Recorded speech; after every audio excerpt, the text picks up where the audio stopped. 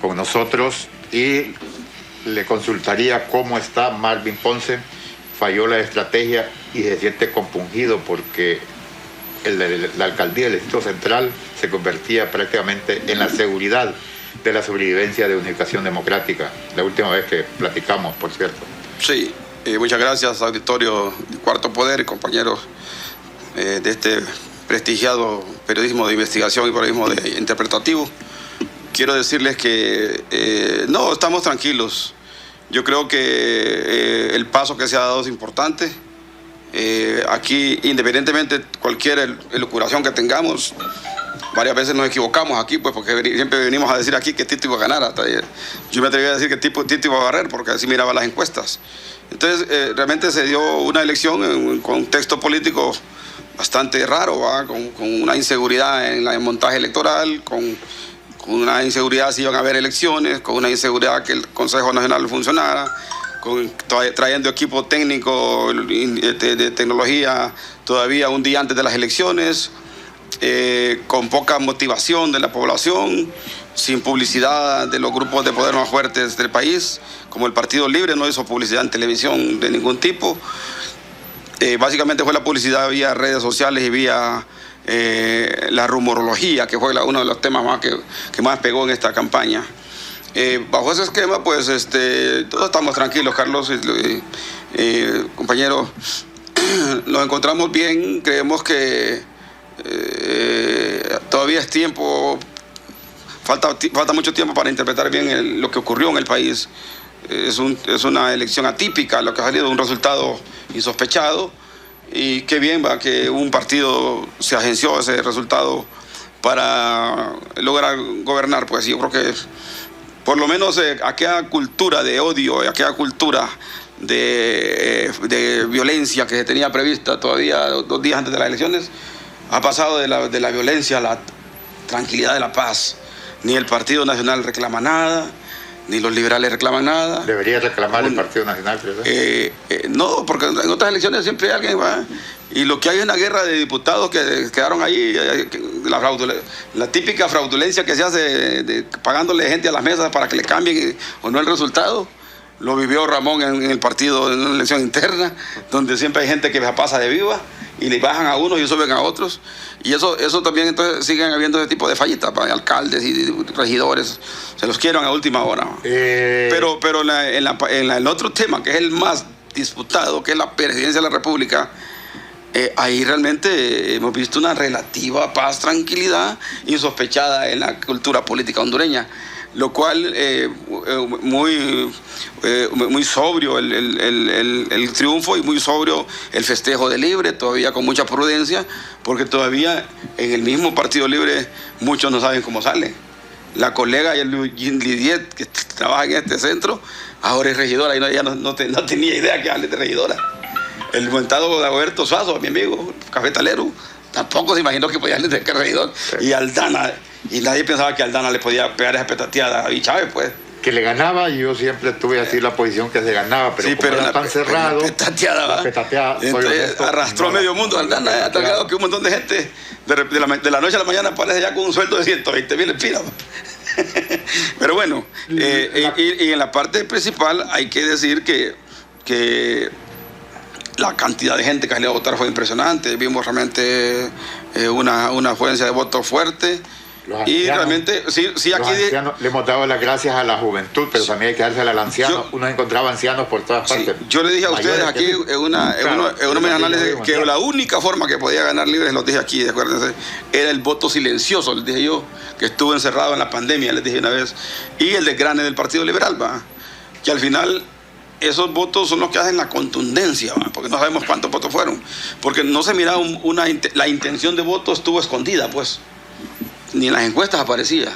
El voto silencioso fue el que al final dio ese resultado. Qué bien que ganó un partido, qué bien que el otro lo acepta, qué bien que no hay conflicto, y yo creo que eso es importante.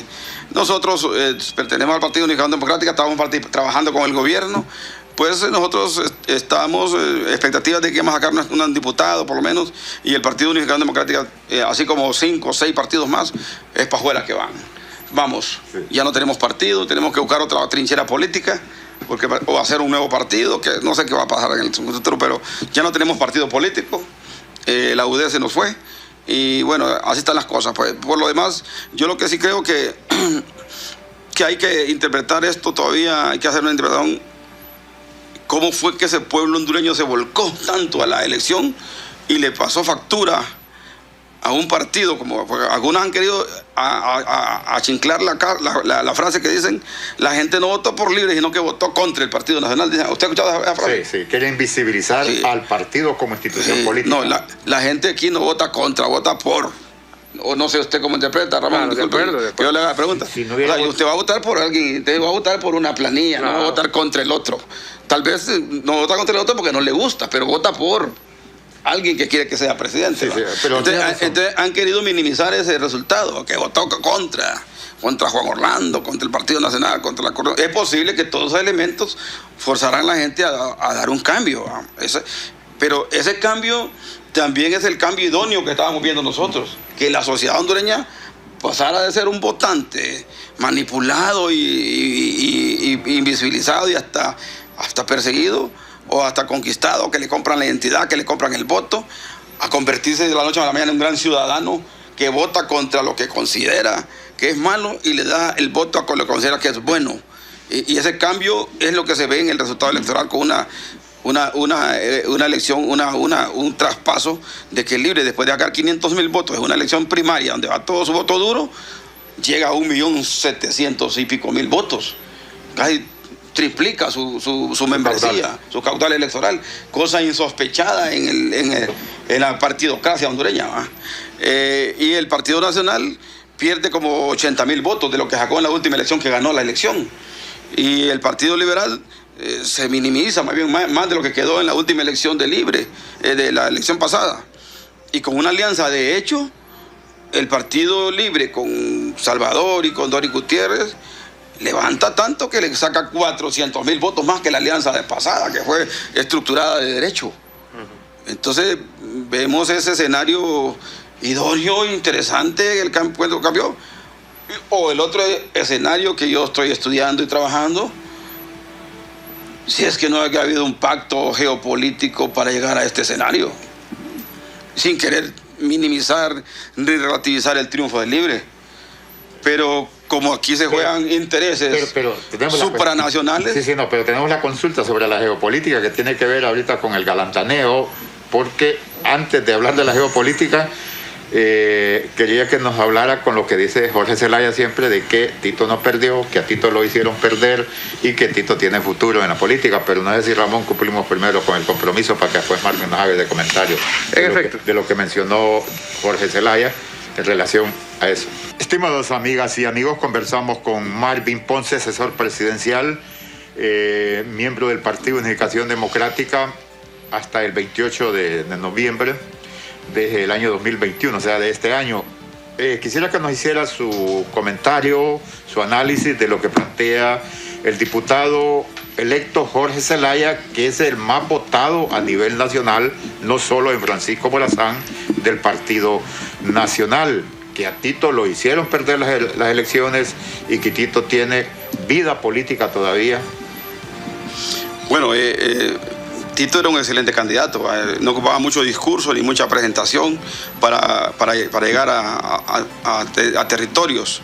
Él imponía injundia, no anduvo atacando a doña Xiomara, no anduvo atacando a nadie, hizo una campaña bien limpia, y sí es un buen candidato, pero sí se ve que aparentemente en algún momento hubo un problema de cúpula dentro del Partido Nacional que no salieron a la luz pública. Un mes antes, 2 meses antes, Partido Nacional en plena campaña llevaron a juicio a un diputado, Reinaldo Ecónomo, a otro, el candidato a alcalde o el alcalde de Talanga, don Roosevelt Avilés. En plena campaña lo desmantelaron y también era un ícono del Partido Nacional. Entonces y había unas 12 órdenes de requerimiento fiscal para personalidades en esa semana de las elecciones. Entonces como que hubo una cuasi conspiración ahí que todavía no terminamos de entender al interior del Partido Nacional, dentro de lo que yo pude percibir. Y algunos conflictos ahí de cúpula. Sin embargo, aquel discurso de don David Chávez en plena pleno cierre de campaña quedó la duda. Porque si yo soy cantante y soy Mar Anthony y quiero cantar bachata o quiero cantar merengue, si el micrófono está bueno, no canto. Entonces, ahí un pésimo cierre de campaña del Partido Nacional en una tarde-noche. Nunca había habido un cierre de campaña. Todos los cierres de campaña son de día para ver las banderas, para ver la monstruosidad de aquel montón de gente que andaba. Y no, parece que... Entonces, en la penumbra. A mí me parece que los asesores de campaña contratados por el Partido Nacional tienen mucho que decir de esta elección. Aquel señor Duque tendría que aclararle mucho a la base del partido cómo se perdió esa elección. Hubo ceguera. En esos asesores internacionales no conocían o fueron el comprados, entorno nacional. O fueron comprados.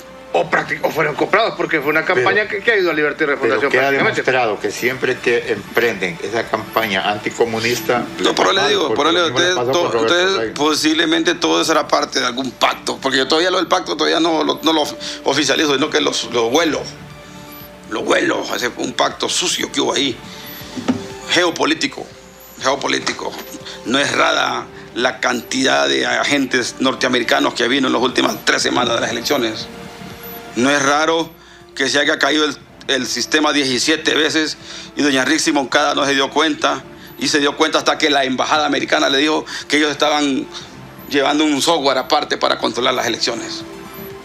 Y lo que se puede hacer con estos chunches tecnológicos, los expertos le podrán decir qué maravilla se puede hacer en pro y en contra, pues. Eso sí se ha manifestado de entonces, que la lucha tecnológica... ¿Por qué la embajada americana lleva un control tecnológico del resultado electoral y no la embajada de España, no el G7, no el G20 o otros organismos multilaterales? Pero el Consejo Nacional Electoral no se daba cuenta que la embajada americana estaba llevando control de la elección.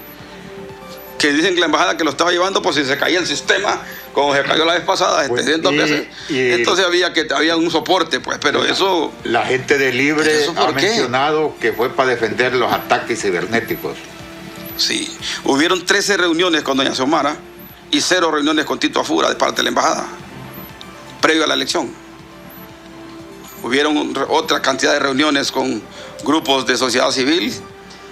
Había histeria en muchos grupos que son financiados por las ONG gringas aquí porque el resultado estaba complicado. Y entonces todavía es muy prematuro, como les digo, para hacer un análisis de ese tipo, pero aquí hay 2 escenarios. El escenario idóneo, que el pueblo se evocó él solo, con toda la formación política y estrategia, y fue a votar masivamente por doña Xiomara Castro y por Partido Libre, por Salvador Narrala y por Dori Gutiérrez, para sacar al Partido Nacional y para que gobernara otra clase política y para que hubiera tranquilidad. Porque lo que hay ahora es por el lado de una paz, tranquilidad, ¿va? De la violencia, de la expectativa de la violencia a la paz. Del proceso electoral. Entonces, ese escenario, hay un silencio sepulcral del Partido Nacional.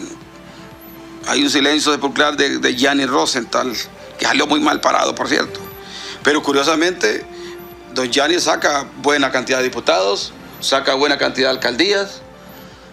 Y curiosamente, por ejemplo, en Choloma, el alcalde Leopoldo Crivelli sale mal votado, pero su hija, Katia Crivelli, sale bien votada. Entonces, un pueblo cholomeño que votó contra el papá para alcalde, pero a favor de la hija para alcaldesa, en el mismo Partido Liberal. Tienen trabajo los sociólogos. Hay que analizar muchas cosas. Los periodistas. 4 diputados en Cortés, 4 diputados en Francisco Morazán. 20 puntos ganó Power Chicken a Caledonio, 20 puntos ganó Aldana a David Chávez. Cosas que hay que investigar. Marvin, pero es momento también de analizar, ya después de los errores y después del proceso electoral, esa campaña sucia de la que usted habla, porque se tiraban la pelota los actores políticos antes de las elecciones, y Libre decía que la campaña sucia era del Partido Nacional, y el Partido Nacional achacaba responsabilidad Libre de incluso salir después de las elecciones si no aceptaban o si perdían a las calles a generar violencia. Y ahora realmente que ya miramos el escenario, una vez terminado electoral, ¿Quién fue el que imprimió esa campaña sucia realmente, esa campaña de violencia? Son los asesores de campaña. Es que aquí todos los partidos contratan asesores de campaña. ¿Va?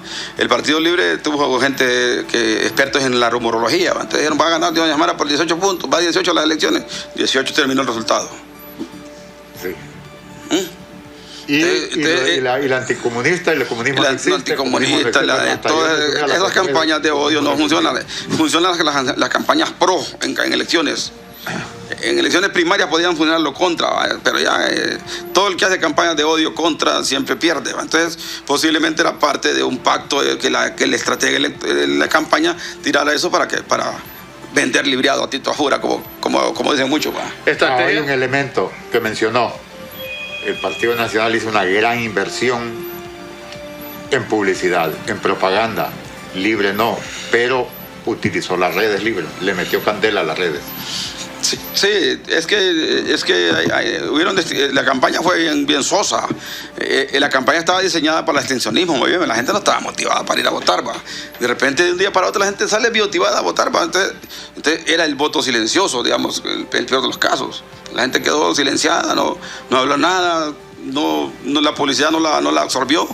Y se decidió votar más libremente y se fue. Por eso yo digo que hay dos escenarios. El escenario idóneo, que fue el que se ve el resultado, y el resultado geopolítico, que pudo haber sido un pacto tramado en las oscuras oficinas de alguien para llegar a este resultado tan bien diseñado. Tan preciso. Sí, a tal grado que quirúrgicamente todos los pandoros diputados salieron quebrados, todos. Ni uno quedó vivo. Cachurecos y liberales. Ni uno quedó vivo.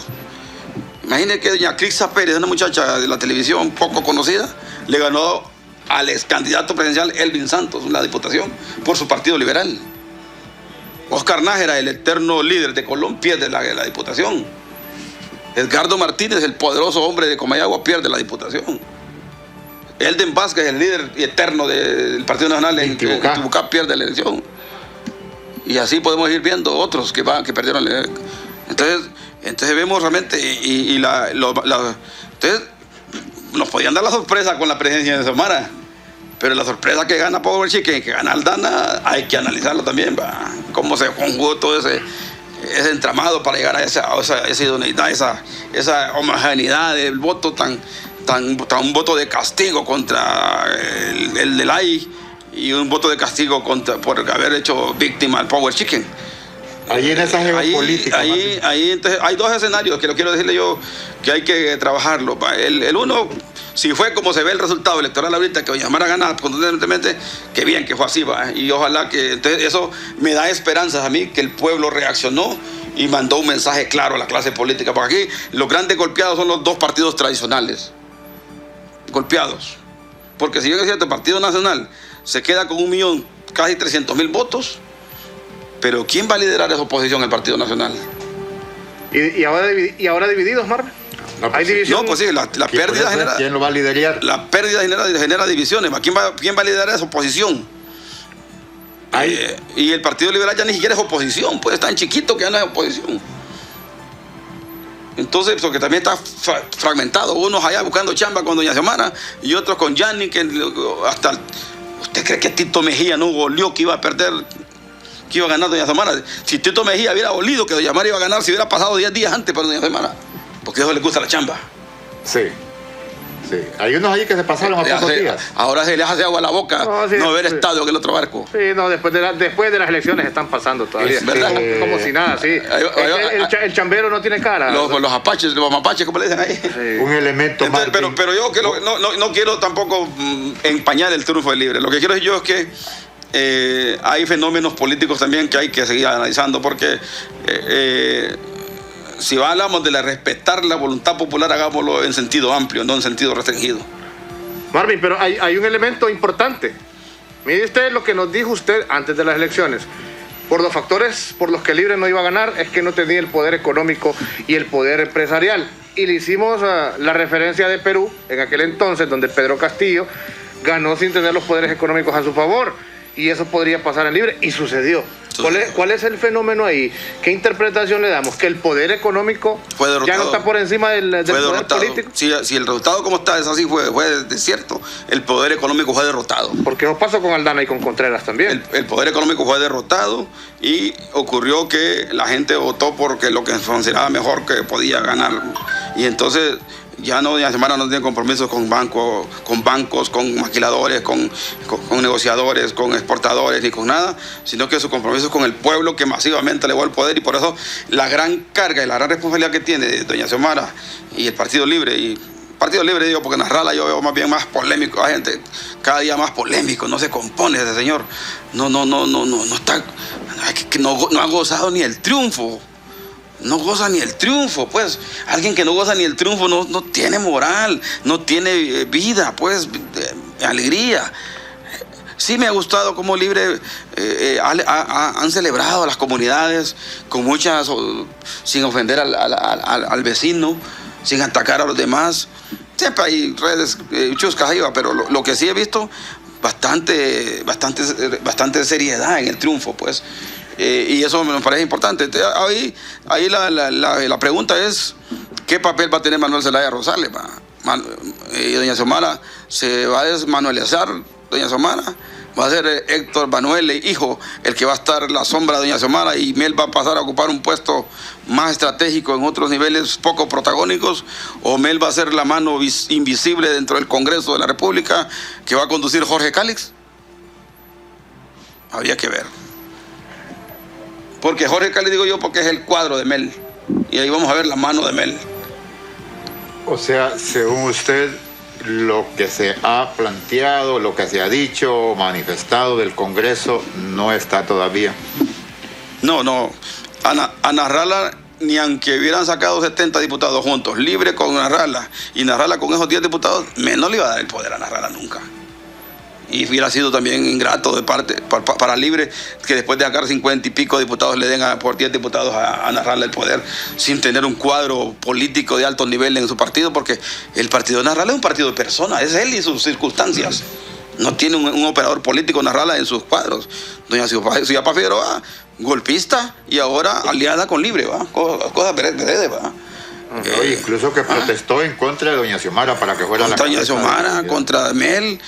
Ahí está, medio ahuevada pero andaba pidiendo el voto en nombre de la alianza. Cuando dirigía la plataforma, protestó en contra de la militancia de Libre, diciendo que eran los revoltosos, que eran los que manchaban. Y la plataforma ahí perdió prestigio, porque ahí la gente de Libre es la que la acompañaba ahí, los maestros, los trabajadores, los sindicalistas, el bloque popular y todo eso, son los que acompañaban a esa plataforma. Aquel doctor Mateo también, otro gran golpista. Sí. Ahí están. Y dudaban. Cuadros de Carlos Flores ahí, que andaban comprando medicamentos. El doctor es fiel a Carlos Flores. Sí. Entonces, ¿cómo le va a dar al Congreso a personajes así Libre? Teniendo a Russell, teniendo a Jorge Cálix, teniendo a Juan Barahona, teniendo a Shirley Arriaga, a Silvia Ayala. Sarmiento, ¿cómo lo ve? A Moncho, a Sarmiento, a Rafael Sarmiento. ¿Pero usted cree que Libre arriesgue su imagen de romper un pacto que es un pacto? A Sergio Castellano, que aunque no lo quieran, es el más votado de Santa Bárbara. Pero hay un pacto que se tiene que cumplir, Marvin. ¿Usted cree que Libre arriesgue esa imagen y quede más bien estos 4 años como un partido que incumplió? A pesar de que tenga el apoyo de la bancada nacionalista y la bancada liberal, o al final sí así va a ser, un diputado libre va a ser el presidente del Congreso. Sí, es que ¿cómo no va a ser presidente del Congreso si el Partido Liberal le ha dicho vamos a votar por usted, por Libre? 22 diputados de otro partido, casi afín al Partido Libre, que le digan entregar a los diputados y poner uno de Libre. Y hasta Toño Rivera, en forma individual, pero como expresando la opinión del partido, dice que los nacionalistas también no verían mal lo que el Libre dirige el Congreso. Pero Mario Pérez dice que no quiere a alguien de Libre. Bueno, ahí es un debate que van a tener internamente, ¿va? Pero lo cierto es que está dado el ambiente para crear un Congreso realmente con 120 diputados por lo menos que apoyen a una junta directiva consensuada. Pero es que puede ser una estrategia también para separar al PSH, dividir a Libre del PSH. Es que el PSH va a empezar a generar esos conflictos por parte de la bancada. Nasralla no duró 5 meses en el poder, ya está peleado. Nasralla no le gusta ser número 2. Por eso él no le gusta ser designado. Dice, yo soy el primer vicepresidente, ni siquiera dice que soy el designado. Los designados no tienen número.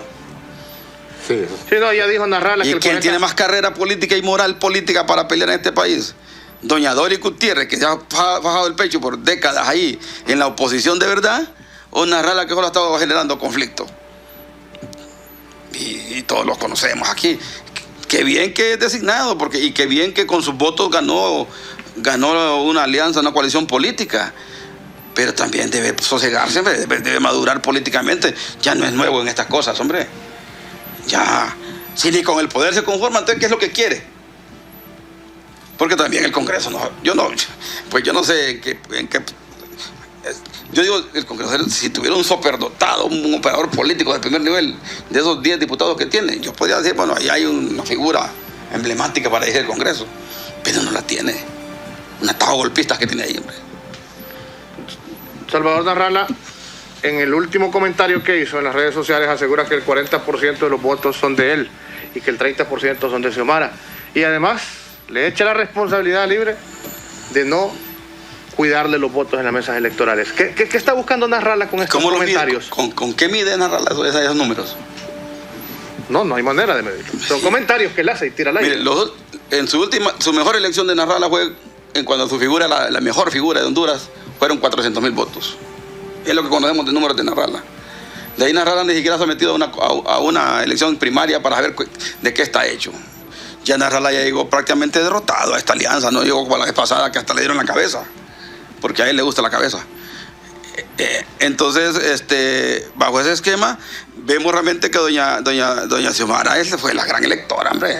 Doña Xiomara, un discurso moderado, se miró la mujer más serena, más solvente, con experiencia de 3 procesos electorales, de haber acompañado allá que estuvimos nosotros en Danlido y durmiendo cuando le pusieron la bayoneta. Yo ahí estaba al par de doña Xiomara.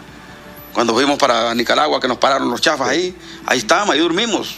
Ahí estaba la Pichu, ahí estaba doña Xiomara, ahí estaba Olga Doris de Castro Reyes, la mamá de doña Xiomara, que en paz descanse, que fue jefa de mi mamá. Doña Hortensia también. Doña Hortensia, ahí estaban ahí. Entonces, doña Xiomara se vino construyendo un liderazgo. Poco protagónica, sí, pero moderada. Y la figura era la X Xiomara. La oposición, el Partido Nacional miraba de opositor a Xiomara, nunca vio a Narrala como opositor. Yo digo que doña Xiomara... Yo creo que Narrala, yo no sé de dónde mide. Ahí dice que el Partido Nacional le robó 20 diputados, dice. ¿Con qué? Sí, ahí no tiene argumentos. Yo digo que doña Xiomara es presidente de Honduras, es presidente de la resistencia. Estuvo permanente en la lucha de resistencia, pero me cambió la consulta que tenía con respecto a la geopolítica. Y me refiero a ese papel de los Estados Unidos en este momento, que mantiene una gran disposición, una gran voluntad, casi anda, chineando a doña Xiomara. Sí. ¿Cuánto tiempo durará? Estados Unidos... propósitos para que Estados Unidos tenga el gran interés que prácticamente está participando en la fiesta de los hondureños por haber derrotado el bipartidismo? Y le informo a los oyentes y al pueblo hondureño que la información de hoy es que el 27 de enero, que tome posesión doña Xiomara, Honduras, todo Honduras en las plazas públicas será un carnaval. Hasta ese día será la celebración. Capaz venga Biden o Kamala Harris, por menos. Sí. Pero mire, acuerde que a Estados Unidos se le han cerrado los ojos en Centroamérica, se le han hecho chinos, ¿va? Centroamérica se lo vio China, El Salvador, Panamá, Costa Rica y ahora Nicaragua. Y doña Xiomara tiró un discurso que yo les dije aquí, fue un error doña Xiomara, les dije yo aquí, que haya dicho que doña Xiomara que se va a liar con China. Los gringos, ese discurso fue lo que le pusieron mucho ojo. Entonces los gringos dijeron, no podemos dejar que Honduras vaya con China.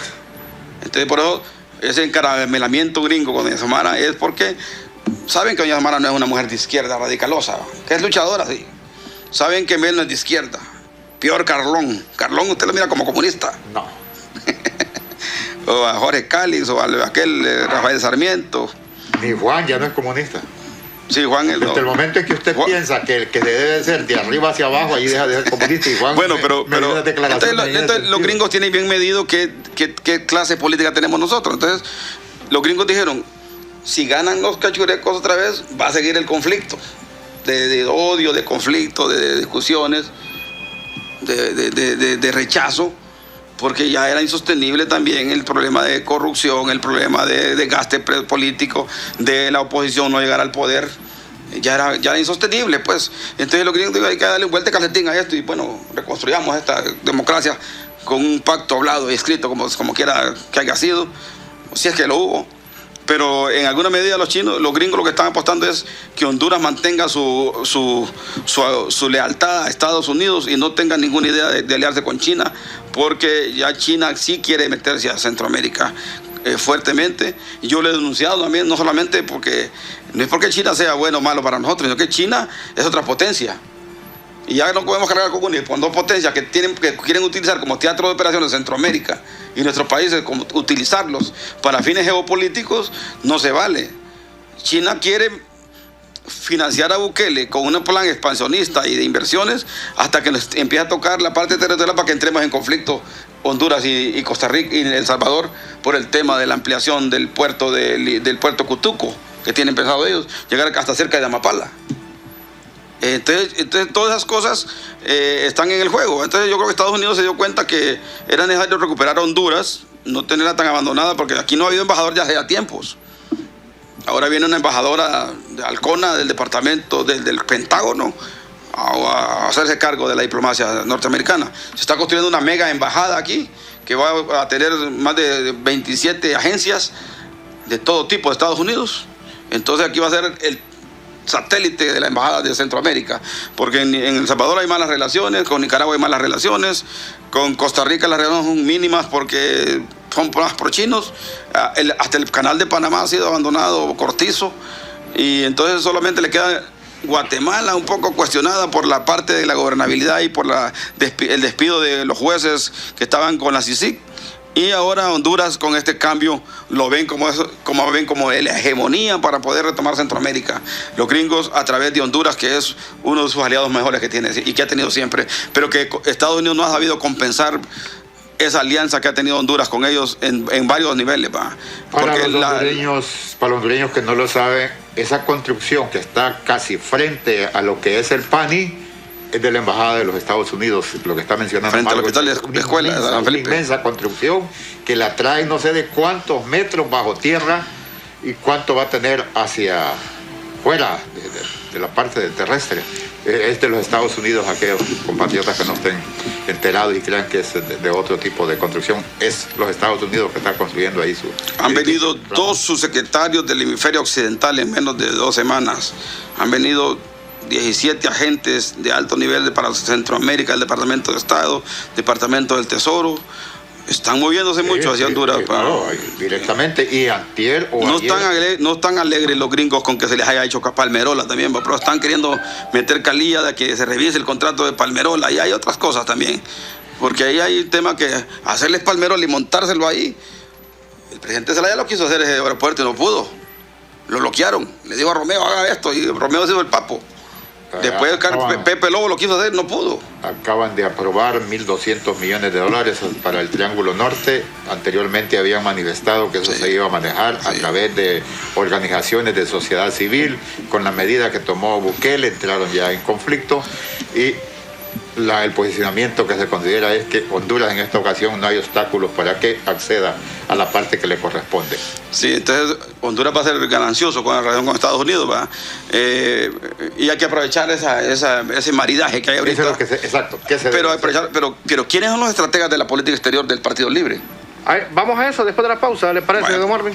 Tenemos que hacer el último corte, regresamos en breve dialogando con Marvin Ponce. Marvin Ponce nos acompaña esta tarde con su análisis político electoral y geopolítico.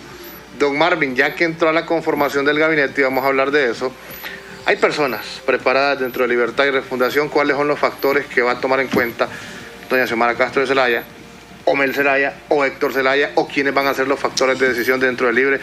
¿Y en qué van a ir basados esos elementos para tener un gabinete congruente? Empecemos hablando de lo que nos decía antes de la pausa, del tema de relaciones exteriores. Sí, la política exterior es clave, ahorita sobre todo con esta nueva cara que va a tener este gobierno, con una contundente elección, con un resultado tan fuerte.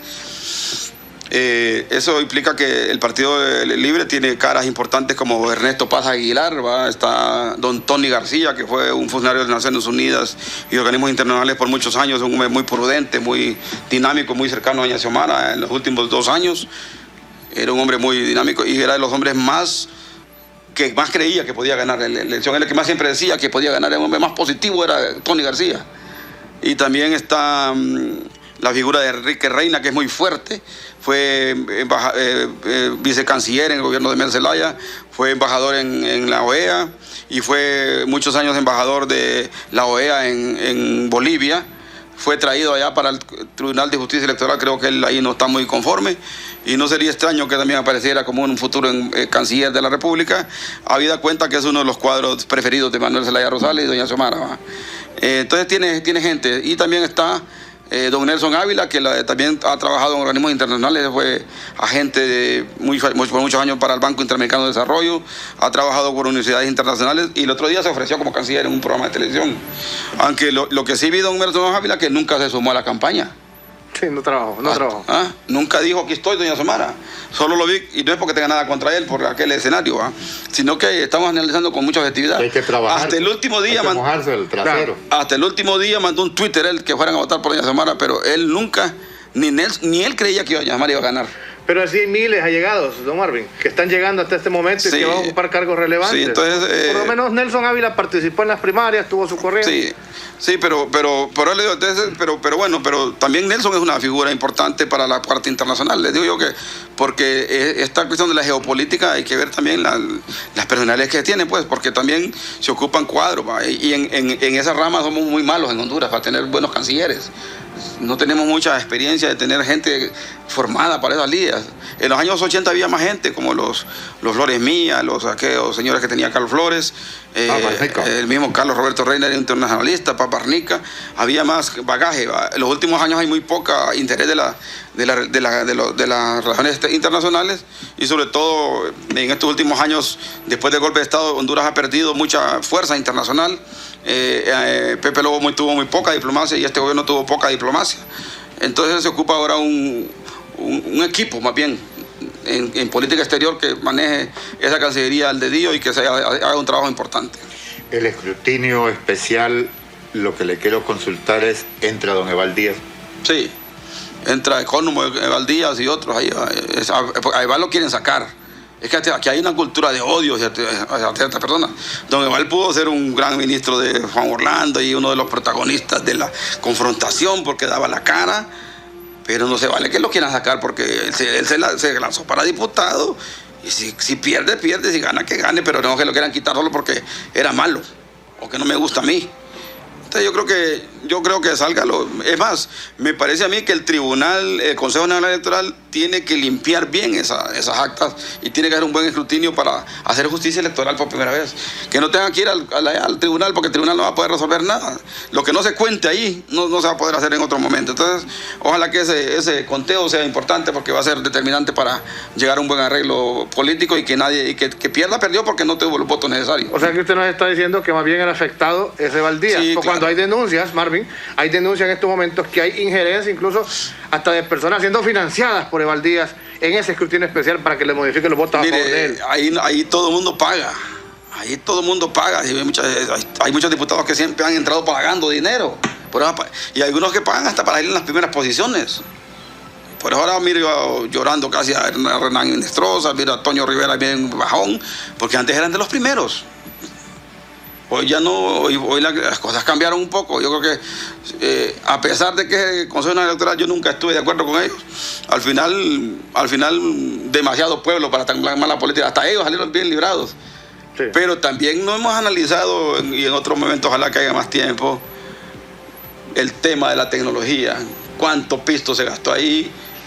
¿Y usted cree que funcionaron esos 6.000 centros de transmisión de resultados? Nadie ha dicho, todo el mundo como que todo funcionó bien, exacto. Es que como lo que querían resultados. Y los centros de cómputo que habían en Venezuela, había un centro de cómputo en Caracas y un centro de cómputo en Bogotá. Sí. Y había un centro de cómputo acá, de gente que estaba trastocando datos, o quería trastocar datos. Persiguieron inclusive a gente de un partido, creo que del Partido Nacional, porque decían que tenía un centro de cómputo ahí. Entonces bueno,